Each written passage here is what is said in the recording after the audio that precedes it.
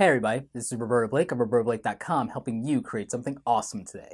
So today in Social Media and Small Business Saturday, we're going to talk about marketing to millennials, how you accomplish that, and why it's super important.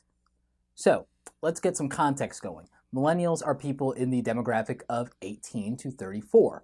I am an older millennial as I will be turning 31 this year. Marketing to millennials based on their age ranges can be a little different. The younger demographic skews toward micro content, shorter attention spans, and more visual, digital, and integrative media. The younger someone is, the more of a digital native they are, because for them, all media will be equal.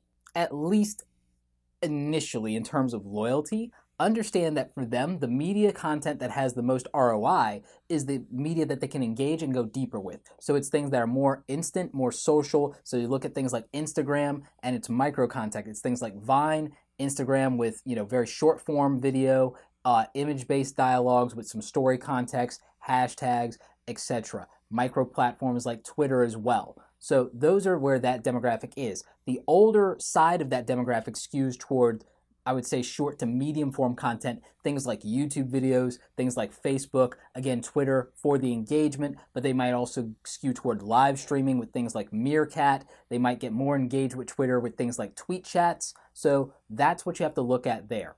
Demographics are a very important part of marketing altogether. I will add more context to this. Baby boomers in that generation, the media that they value is what you might call establishment media. It's going to be things like direct mail, billboards and out-of-home advertising, broadcast media, radio, television on major networks, and so on and so forth, movies, and print books, hardcover print books that they can go into a bookstore and buy. Now, Generation X is not that far removed from the boomers in terms of how they value that media, but they're less establishment on those things, and they are still very much in tune with that type of media, but maybe from the indie circuit, so maybe an independent film, maybe a self-published author instead of a New York Times best-selling author with a print book that's doing book tours with the signing, maybe an indie band, maybe a band that's local to them and is playing at a venue that they're familiar with, or open patio or something like that. These are the kind of things that appeal to them. Also, podcast rather than radio, another example there. Then you get into the millennials, my generation, that is, we don't have a favorite news anchor. We don't have a favorite trade publication. We don't have a favorite newspaper. You know what we have? We have favorite websites. We have favorite bloggers. We have favorite YouTubers. So we have that. That is the point. We have influencers. We have people that we care about that are putting information and content out there. We have people who we're directly engaged with as followers that are influencing our decisions. So that's where our generation is at. So leveraging social advocacy with influencers that we follow, going to the social platforms that we participate in, Facebook, yes, some Instagram, Twitter.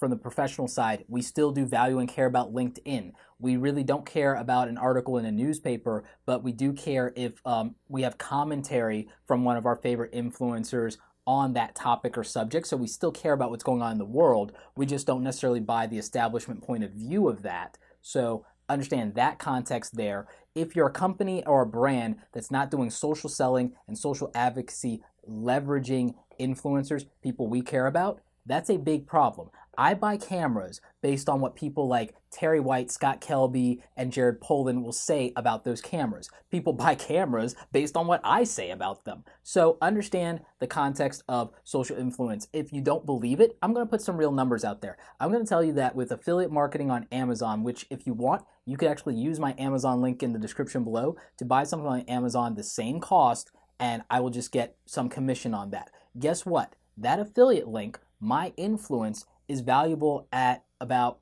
over $10,000 in gross sales for Amazon per month. That's how much in terms of computer hardware, books, and camera equipment that I can move from Amazon is between $10,000 and $20,000 per month. So if you're a company that doesn't believe, or you're a brand that doesn't believe in brand advocacy, or that some kid on the internet can sell your product for you better than an ad in a newspaper, that's real talk I just gave you. Those are real numbers I just gave you. So understand the value of that. Understand the value that someone bigger than me that has 100,000 subscribers or 10,000 followers in Twitter could do a lot more for your company or brand there. So social selling, social advocacy, understand that if you're not marketing in social media, that if you're not getting people to engage with your brand there, that it is going to be a problem for you going forward as people become more about that type of engagement than about what you might be doing in other things. I cannot remember the last time I bought a copy of Shutterbug magazine, which is a photographer publication, right?